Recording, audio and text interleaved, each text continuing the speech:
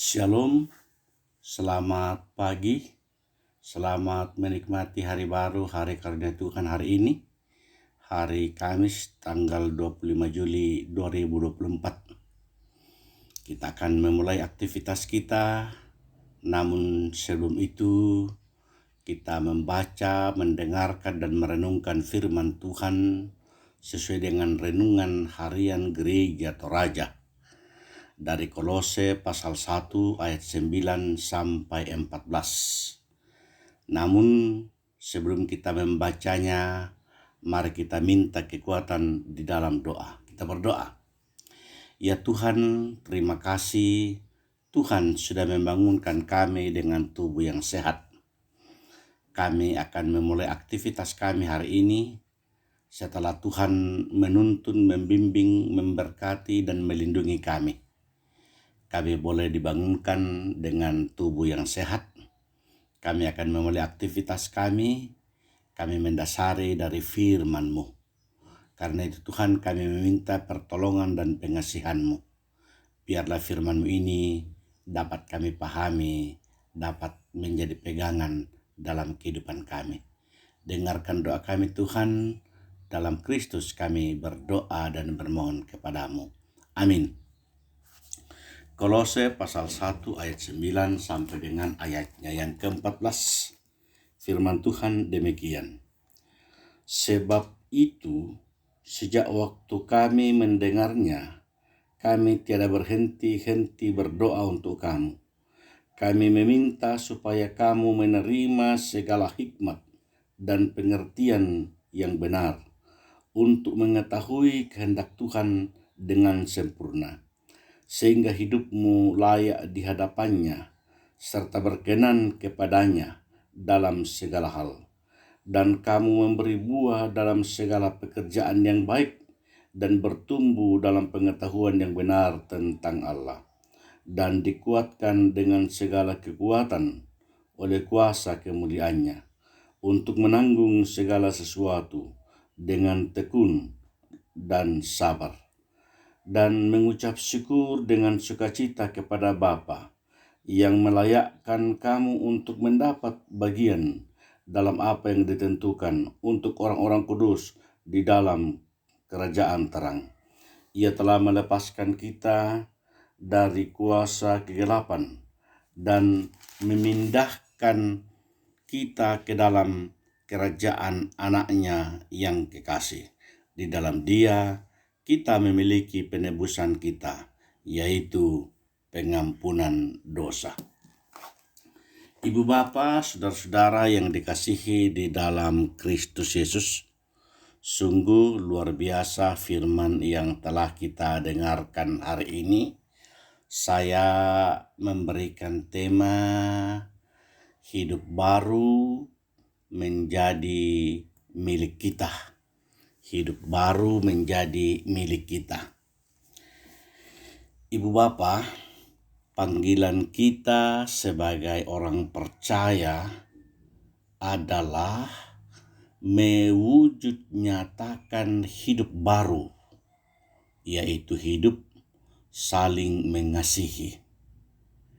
Di sini Paulus menulis, kita dilepaskan dari kuasa kegelapan dan dipindahkan ke dalam kerajaan anaknya.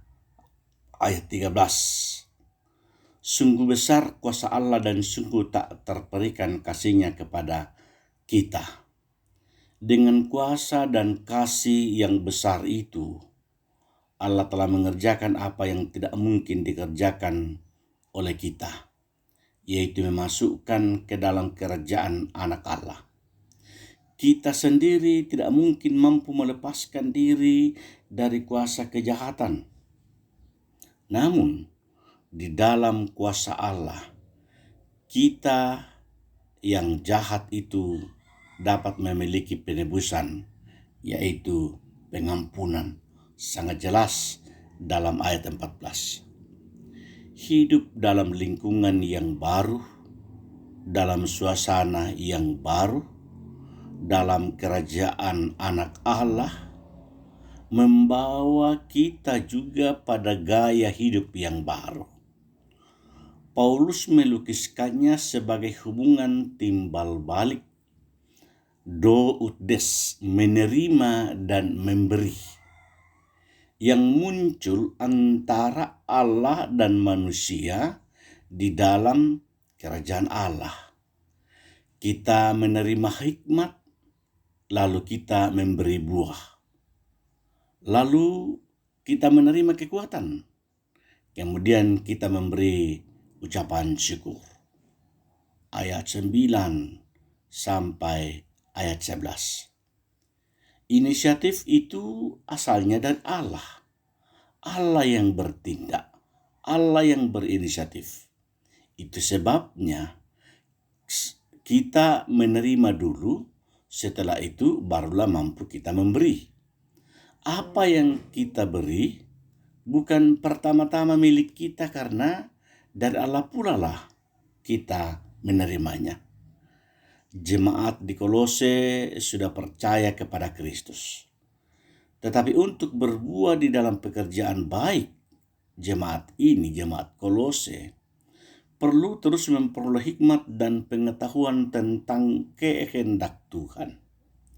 Tanpa itu, jemaat Kolose akan mudah sekali diombang-ambingkan oleh ajaran sesat.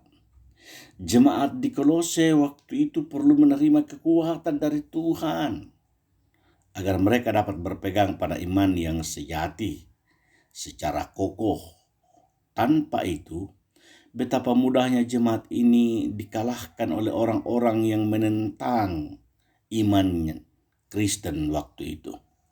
Seperti jemaat Kolose, kita pun dapat meminta kepada Tuhan untuk diberikan hikmat, diberikan kekuatan, agar kita dapat semakin mengenal kehendak Tuhan, belajar mengenal kehendak Tuhan, dan senantiasa kuat dalam menghadapi cobaan hidup, dalam menghadapi berbagai pergumulan, sehingga pada gilirannya nanti kita dapat menghasilkan buah pertobatan dan ucapan syukur yang tulus kepada Tuhan.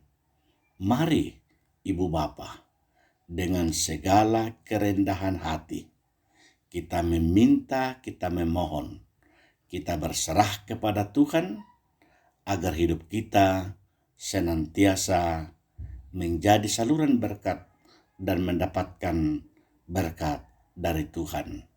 Kiranya Roh Kudus menolong kita. Amin. Mari kita berdoa. Ya Tuhan, terima kasih firman-Mu sudah kami dengarkan. Kami percaya Engkau tidak pernah meninggalkan kami. Engkau selalu menolong kami agar kami semakin mengenal kehendak Tuhan dalam kehidupan kami, agar iman kami tetap kuat.